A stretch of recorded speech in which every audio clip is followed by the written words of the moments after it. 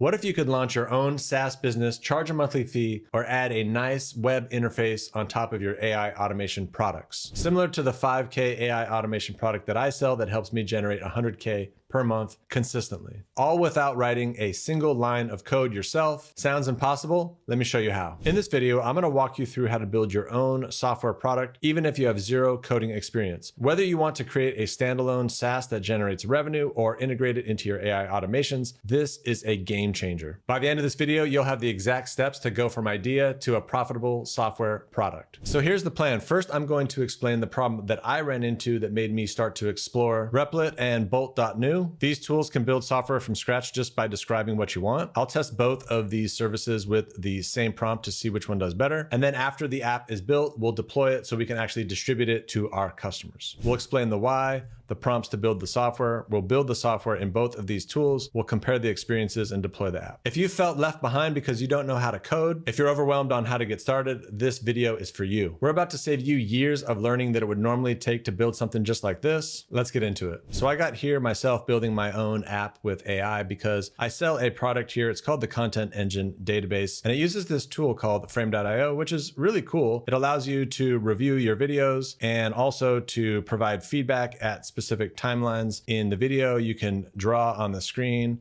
and make comments. I can add that into the timeline, and it's going to save that comment. My video editor can click on this, can see the comment, and can also see the visual notes on the video, and they can make those corrections. However, the software can get pretty expensive because it charges you per team member. It also has limited storage considering how much space videos take up. So you're always having to clean up and delete those videos and then they're gone. But beyond that, they actually released a new version that broke their API, and they don't have a replacement for that API yet. So any customer that starts a new account right now, believe it or not, cannot access their API, which is just crazy to me. And they will not allow you to downgrade to the new version while they fix the API. So I got to thinking, could I just use one of these tools to build my own solution? So I got started, and about 15 minutes later, I had a working solution. So now let's go ahead and build out the prompts that will describe the software that we need to build, and then we'll actually build it out. So to build that prompt, I just went over to ChatGPT, and this is the prompt that I came up with. I'm using an AI code generator, and I want you to help me make clear specs that I can send using some details below. Make a verbose spec using the contents below. And then I just simply said, I need to create a video feedback tool using video.js. It just so happened that I knew that there was a tool called video.js that would help me out. And then I just said, I should be able to provide a video URL. Then it should let me play back the video with a timeline and make comments at various points. Keep in mind, we'll be using a public URL for the video, and it should play in the browser. And then I mentioned that there's no database required. And then I added another requirement, make it so if I click on one of the comments that I add, it will set the play bar on the video to the timestamp recorded in the comment, thereby replicating this feature here so that if I click on this specific comment, it takes me back to the timeline where I made that comment. Now I could have just copied these notes directly into the prompt here, but I knew that if I were to ask ChatGPT to write out the specs in a more verbose way with clear headlines and specs and all of the directions that I provided it and all the expected behavior and the constraints, I just knew the results would be a lot better. So that's why I did it this way. All right, so now that we have our prompt, we can go ahead and continue on and actually build out the software in both Replit and Bolt. All right, so now I'm going to jump back to ChatGPT. I'm going to copy the specs. I'm going to jump to Replit, and I'm going to drop in these specs here, and then I'm going to go ahead and just start building. Then I'll jump over to bolt.new and I'll do the same. We'll go ahead and continue. So now we can actually watch both of these apps build it live. Replit here is thinking about what I said and reviewing the message. And it looks like bolt.new is already starting to write out some code. It's really fascinating to see the API build all of this out, especially given that I know how much work goes into building this all manually from scratch. Looks like we already have something here. I'm going to jump back to Replit to see how it's doing here. It looks like it's got a question for me. It's asking if I want any additional features, like adding support for private video URLs, enable categories and tags. None of this is really anything that I really want right now. So I'm going to go ahead and approve the plan and get started. So now it's going to go ahead and start to build out everything as well. Let's jump back over to bolt.new, and it looks like it's ready for the URL. So I'm going to jump over here. I have a video here that is hosted on the Google storage platform. I'm just going to copy that in right here, and we'll go ahead and load the video. So here we go. We have the video here. Looks like we can go ahead and play it. Let's test that out. Looks like there was a little bug there. Let's try that again. So it looks like we're seeing a little bug here. I'll go ahead and just type in what's happening. So here it should go ahead and try to fix that issue. It's going to go ahead and start writing the code again. Let's jump back to Replit and see how it's doing. So this just popped up. It looks like it's working. Let's go ahead and put in a URL. We'll load the video. Here's the video. Let's go ahead and play it. So notice this one didn't have an error playing it. Let's go back to bolt.new. Let's see if they were able to fix the issue. Load the video. Let's go ahead and play it. Oh, still the same issue.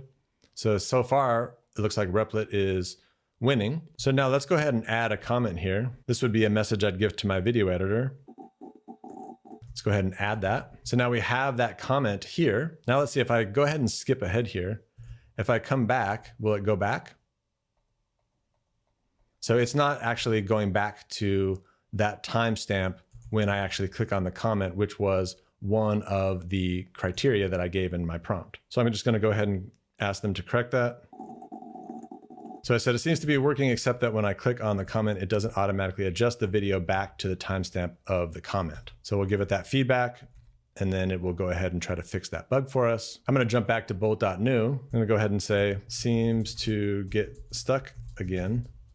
When I play the video, it almost instantly stops. And now, of course, I'm on the free version, so I just hit the rate limit. Please upgrade to keep chatting. Before I pay that money, let's go see if we can get it to work on Replit. So it looks like it's finishing up. It's got the screenshot here. It should load up pretty quick. Let's put in that video URL. Let's load the video, put in a test comment. Let's move to somewhere else in the timeline. And now if I click that, it went right back.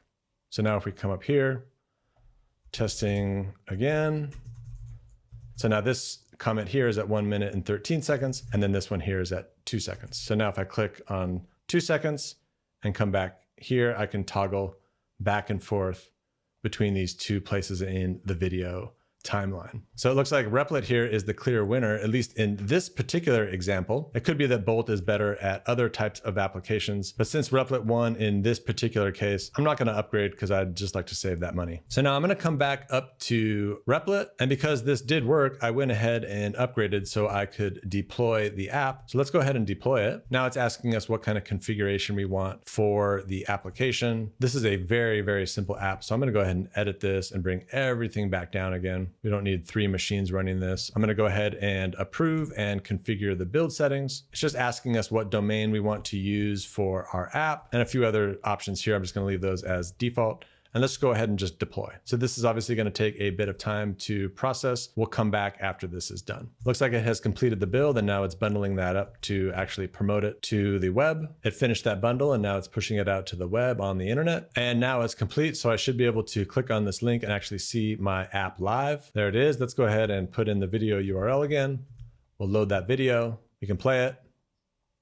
We'll pause it here, test 1, and then we'll come over here, do test 2, and now we can flip back and forth between the two comments. And now we can collaborate with our video editor on this particular video, all without having to get a subscription to Frame.io. And if you're an AI entrepreneur, make sure to jump into the No Code Architects community. It's an engaged group. We're in here solving people's problems and helping them get started and build out their AI automation businesses to help you unlock multiple 6 figures with the power of automation and AI. Inside the classroom, you can get access to a Make an Airtable beginner course. You can get access to all of my automation templates for building out content, managing social media, building faceless videos, other AI and no code projects, like how to build your own RAG system. And I personally host calls almost every single day where you can get tech support from me, and I can help you build out your AI automation business. We even have expert workshops this week. The VP of product at make.com is going to come talk to us. I hope to see you in the community either way. I hope you enjoyed this video, and I'll see you on the next one.